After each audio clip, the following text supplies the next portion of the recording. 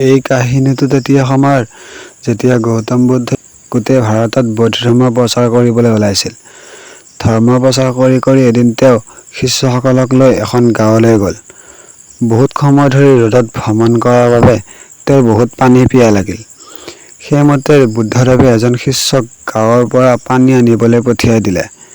শিষ্যজনে যেতিয়া গাঁৱলৈ পানী আনিবলৈ আহিল, তেওঁ দেখিলে গাঁওখনত এটা সৰু নদী আছে, য'ত বহুতো মানুহে কাপোৰ ধুই আছে। কিছুমানে নিজৰ গৰু, ঘৰচীয়া জন্তুবোৰক গা ধুৱাই দি আছে।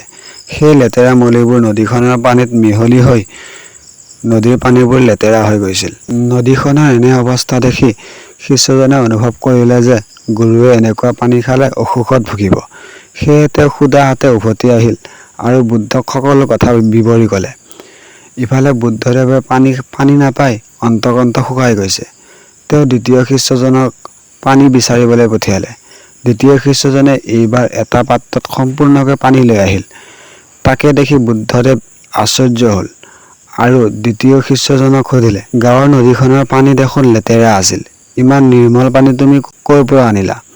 শিষ্যজনে ক'লে, গুৰুদেৱ, নদীখনৰ পানী যদিও লেতেৰা আছিল, সকলো মানুহে যোৱাৰ পাছত মই অলপ সময় তাতে ৰৈ আছিলোঁ। পানীত মিহলি হৈ থকা লেতেৰা মলিবোৰ নদীৰ তলত জমা হৈ স্থিৰ হোৱালৈ অপেক্ষা কৰিলোঁ।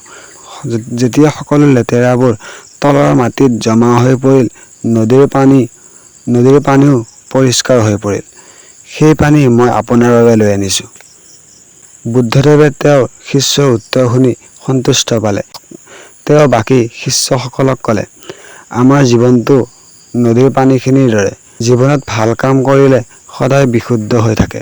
কিন্তু মাজে মাজে এনেকুৱা সময় আহে যেতিয়া আমাৰ জীৱনত দুখ আৰু সমস্যাবোৰে আমাক বেৰি ধৰে। এনে অৱস্থাত আমাৰ জীৱনটো এই লেতেৰা পানীখিনিৰ দৰে হৈ পৰে। জীৱনত কেতিয়াও দুখ আৰু কষ্টবোৰ দেখি সাহস হেৰুৱাব নালাগে। সময়ৰ লগে লগে লেতেৰা পানীখিনি লাহে লাহে যেনেকৈ বিশুদ্ধ হৈ পৰিছিল, তেনেদৰেই আমাৰ জীৱনটোৰ পৰাও দুখ, কষ্ট আৰু সমস্যাবোৰ আঁতৰি যায়। আমি মাত্ৰ নিজক শান্ত ৰাখি সমস্যাবোৰ শেষ হোৱাৰ বাবে অপেক্ষা কৰাৰ প্ৰয়োজন। ভিডিঅ'টো ভাল লাগিলে like, comment, share and subscribe কৰিবলৈ নাপাহৰিব।